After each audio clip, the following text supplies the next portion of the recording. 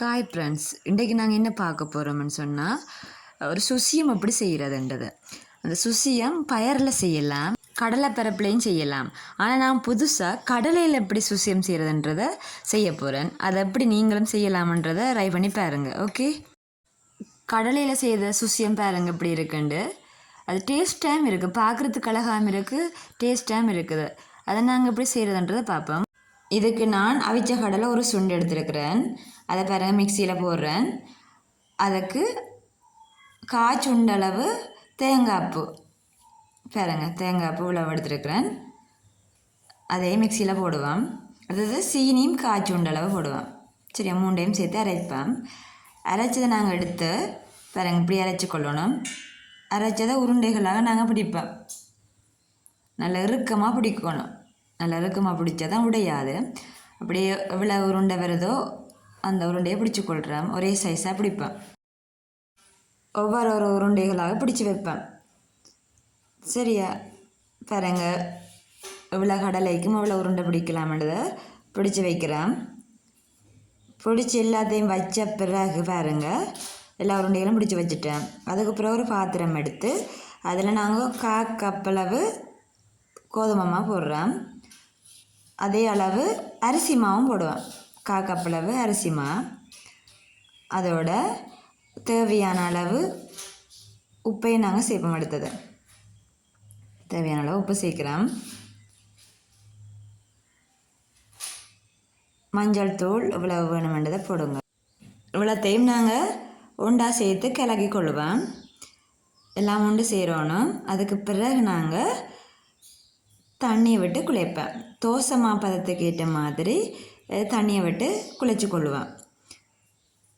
சரி, இதுதான் நாங்கள் வெளிக்கோடிங்குக்கு போட வேண்டியது. சுசியத்துக்கு வெளிக்கோடிங்க போட வேண்டியது தான் நாங்கள் இப்போ செய்து கொண்டிருக்கிறோம்.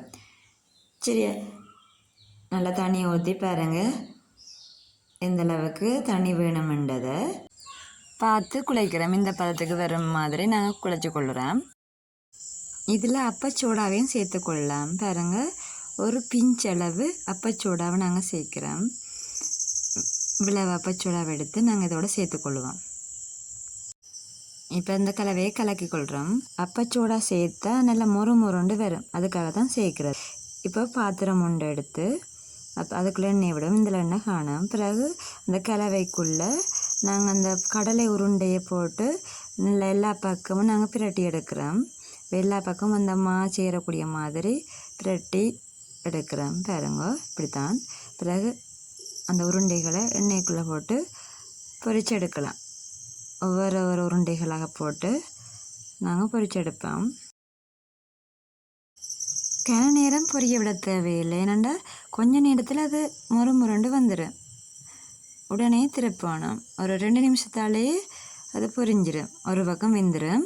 அடுத்த பக்கத்துக்கு திருப்பி எடுக்கணும். பாருங்க அது கொஞ்சம் சிவப்பாக வந்துட்டுது. அதை நாங்கள் பிரட்டி எடுப்போம். அடுத்ததையும் பிரட்டுவோம். எல்லாம் ஒரே நேரத்தில் பிரட்டு நல்லா நல்லா அப்பச்சூடாக சேர்த்ததுனால தான் கொஞ்சம் இந்த கலருக்கு வந்துருக்கு. மஞ்சளும் அப்பச்சூடாக சேர்த்ததுனால பாருங்க எடுத்துட்டோம்.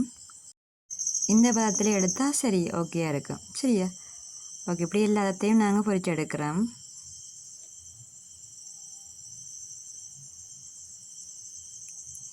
எல்லா கடலை உருண்டைகளையும் பொரிச்சு எடுக்கிறோம்.